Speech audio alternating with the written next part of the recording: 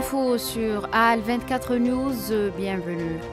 Le président de la République algérienne, Abdelmajid Tebboune, reçoit ce dimanche le sultan Haytham Ben Tariq, sultan d'Oman, qui effectue une visite d'État de 2 jours. Au cours de cette visite, les deux parties discuteront de tous les aspects de la coopération bilatérale afin d'élever les relations entre les deux pays au niveau des aspirations dans tous les domaines en vue d'atteindre des résultats qui servent les intérêts communs. Le Premier ministre australien Anthony Albanese a savouré ce dimanche la victoire de son camp travailliste aux législatives et promis un gouvernement discipliné pour répondre à la crise du pouvoir d'achat et aux droits de douane américains.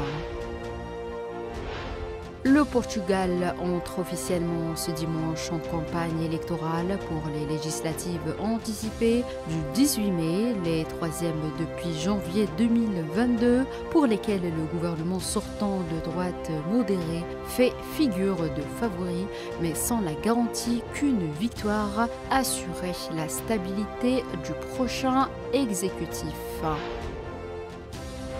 La présidente mexicaine Claudia Sheinbaum a déclaré hier dans un discours qu'elle avait rejeté l'offre de son homologue américain Donald Trump d'envoyer son armée au Mexique pour lutter contre les cartels de la drogue. Lors d'un événement public, Sheinbaum a fait référence aux informations du Wall Street Journal selon lesquelles le président américain avait fait pression sur elle pour que le Mexique accepte la présence de soldats américains sur son territoire.